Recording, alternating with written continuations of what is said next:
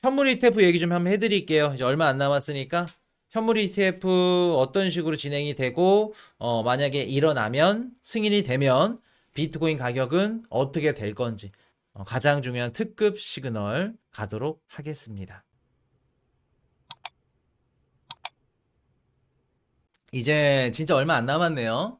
오늘 새벽에 터질 수도 있는 거고 내일 터질 수도 있는 거고 10일 날 터질 수도 있는 거고 그리고 반대로 연기가 될 수도 있는 거고 진짜 이제 한 2, 3일 정도 남은 것 같아요. 막 심장이 벌렁벌렁합니다. 이게 뭐 솔직히 가격이 뭐 올라가나 떨어지나 이따가 말씀을 드릴 건데 그런 걸 다 떠나서 얼마나 좀 뜻깊어. 우리가 2021년도 선물 ETF 된다 안 된다 이런 얘기 딱 나올 때 현물 ETF는 언제 될까 막 꿈꿔왔었는데 불과 2년 뒤에 2년도 아니라 3년 가까이 되네. 2, 3년 뒤에 야 이렇게 현물 ETF가 막 되니 안 되니 구체적인 기사들이 나오니까 가격을 떠나서 조금 감회가 새롭긴 합니다. 좋습니다. 음. 일단 지금 보시면 1월 10일 날 아크인베스트랑 21 쉐어즈 얘네들이 마지막이에요.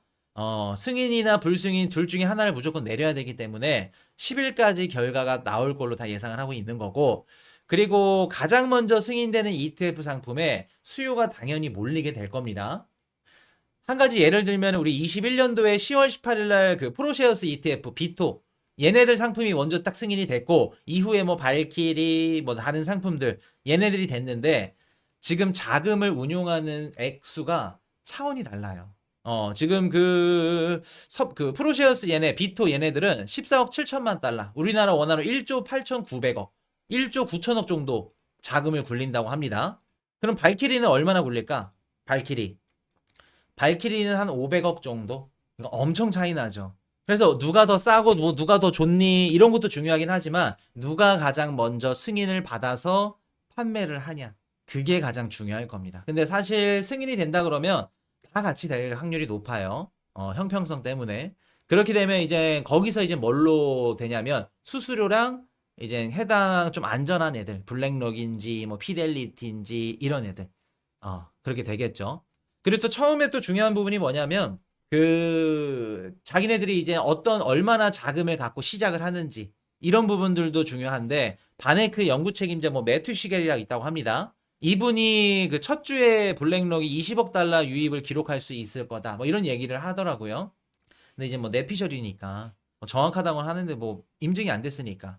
그리고 비트와이즈는 2억 달러 시드가 목표라고 합니다. 그리고 그레이스케일은 좀 사이즈가 달라요. 만약에 GBTC 상품 이제 얘네 그레이스케일이 갖고 있었던 GBTC 상품을 현물 ETF로 전환이 된다 바로 그러면 얘네들은 처음부터 270억 달러부터 시작이 됩니다. 뒤집어지죠. 블랙록보다 더 큰 거예요. 거의 AUM 기준 해가지고 60위 안에 진짜 완전 그냥 한순간에 뒤집어지는 기사로 들어가는 거예요. 자, 근데 위험한 점이 있습니다. 현물 ETF 승인되고 나서 무조건 상승합니다. 무조건 올라갈 겁니다. 생각하시는 분들 계시죠? 여러분들이 원하는 그림이 안 그려질 수도 있어요. 폭락이 나올 수도 있습니다. 왜? 어떤 것 때문에 폭락이 나올 수도 있을까? GBTC 던지고 시작? 프리미엄? 자, 제가 그 예전에 한번 말씀드렸었죠. 기관들이 보통 그레이스케일의 GBTC 상품을 사는데 어떤 식으로 샀냐면 비트코인 가격이 안 좋았을 때 마이너스 50, 40, 30 그러니까 싸게 샀다는 겁니다. 프리미엄을. 근데 이게 플러스로 프리미엄이 돌아버리면 당연히 기관들 입장에서는 차익 실현을 해야겠죠. 그것도 있지만 또 한 가지. 기관들이 GBTC 상품을 살 때 어떤 식으로 구매를 하냐면 무조건 락업이 걸립니다. 예를 들어서 6개월, 뭐 1년, 2년 기관들이 샀다가 시장에 팔 수도 있기 때문에 이게 어떻게 보면 시장 혼란을 좀 야기할 수 있죠. 샀다가 팔고 이러면 어떻게? 그렇기 때문에 GBTC 상품을 살 때 무조건 기관들이 락업 기간이 있어요. 자, 한번 그럼 반대로 한번 여쭤볼게요. 그동안 내가 GBTC를 투자했던 기간인데 그 GBTC가 현물 ETF로 전환이 돼서 락업이 풀렸다면 어떻게 생각하세요? 락업이 그냥 풀려버려. 당연히 풀리겠죠. GBTC 상품이 아니니까. 현물 ETF로 바뀐다는 건 뭔 뜻이냐면 바로 뭐가 된다? 환매가 가능하다는 겁니다. 이번에 SEC랑 블랙록이랑 서로 싸웠던 게 뭐예요? 환매 방식에 대해 싸웠죠. 야, 비트코인으로 팔아서 할 거야? 현금으로 팔아서 할 거야? 그게 환매입니다. 그럼 GBTC 상품이 현물 ETF로 넘어간다는 건 환매가 가능해진다는 거예요. 락업 시간이 다 해제된다는 얘기입니다. 그럼 그동안 내가 팔지 못했던 이 매물들 GBTC 던질 수 있는 시장에 가능성이 존재하죠.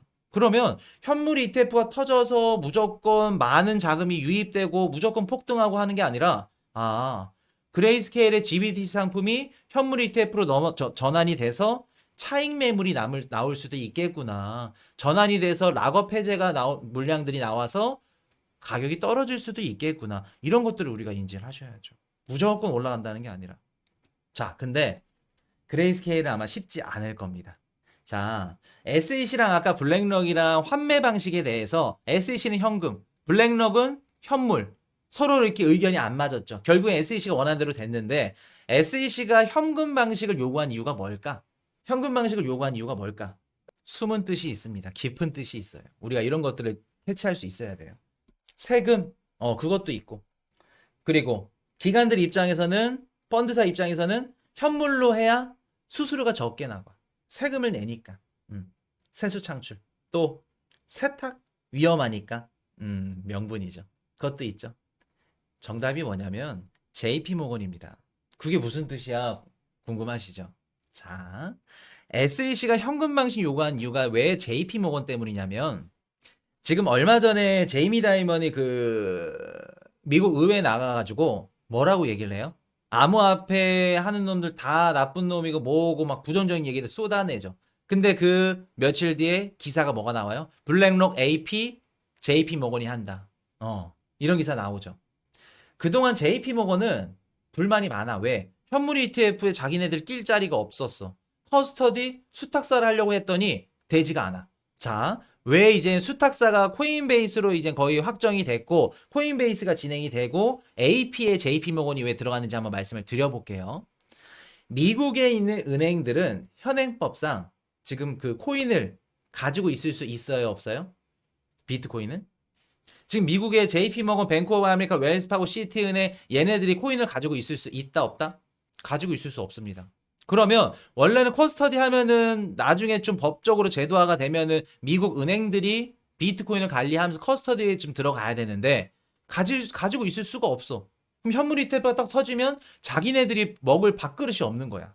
그러면 SEC가 만약에 블랙록이 원하는 대로 현물 방식으로 갔다고 가정을 해볼게요.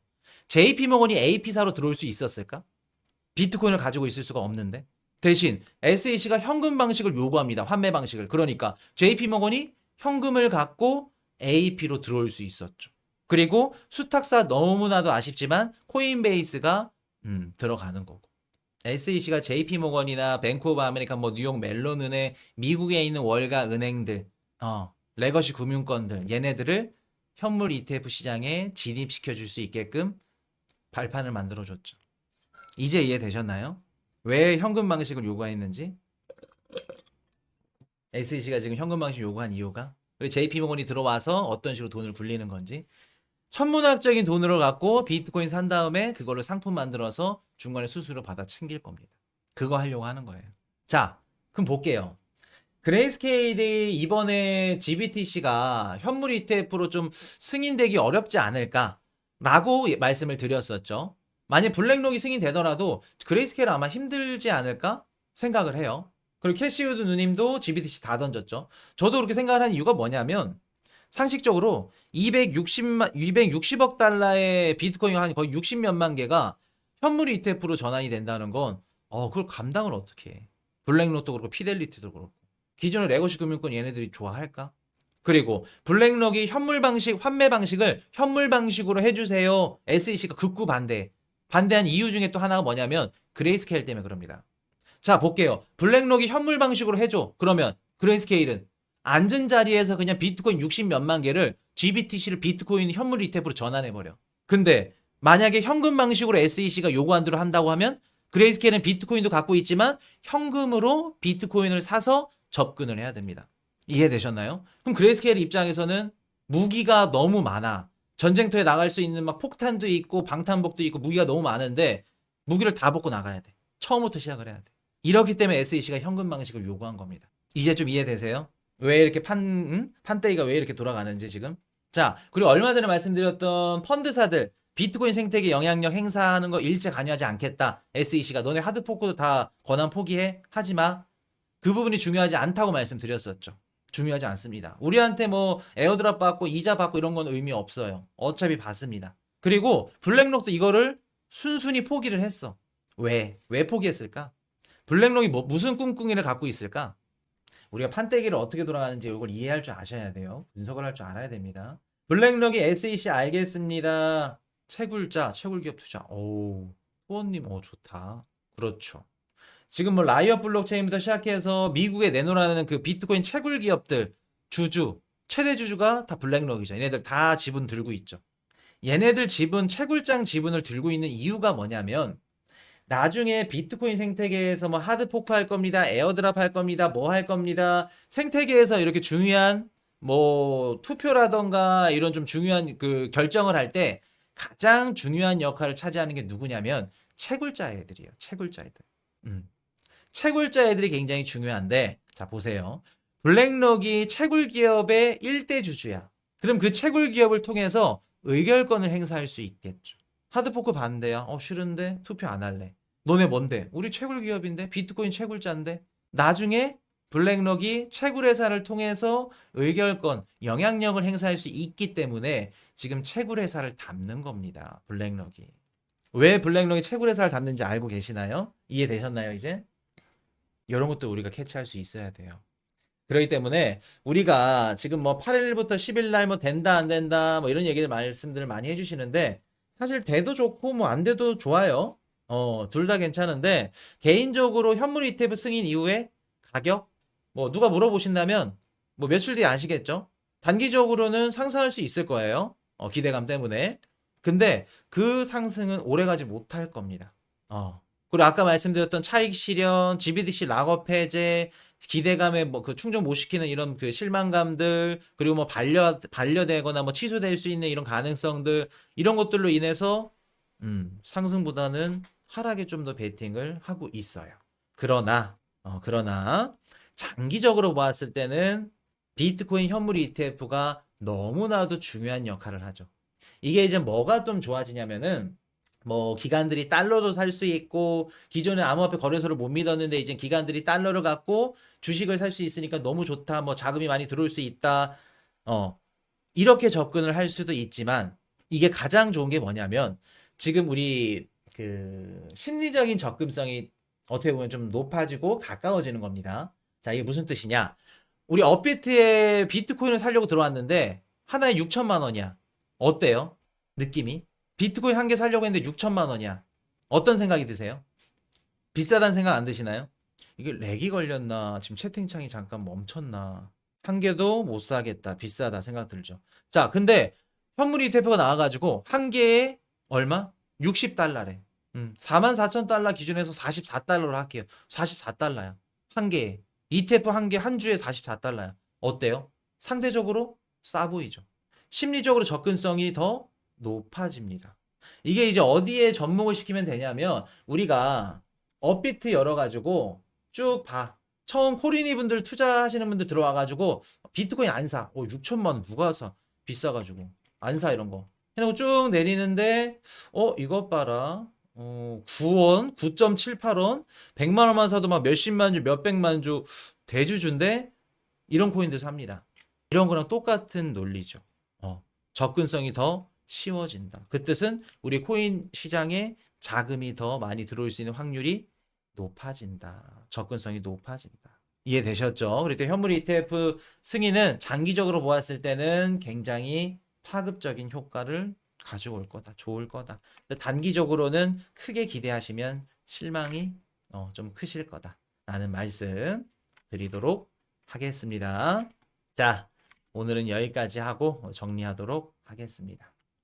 현물 ETF 승인은 역사적인 부의 대이동을 위한 첫 발걸음이다. 비트코인 딱 끝. 오늘 여기까지 하겠습니다. Hey, I got a confession. Been losing all momentum. Just because it's easy, but that don't make it better. I wanna dig my hands deep down in the dirt. Take a walk along the street if I'm feeling dessert.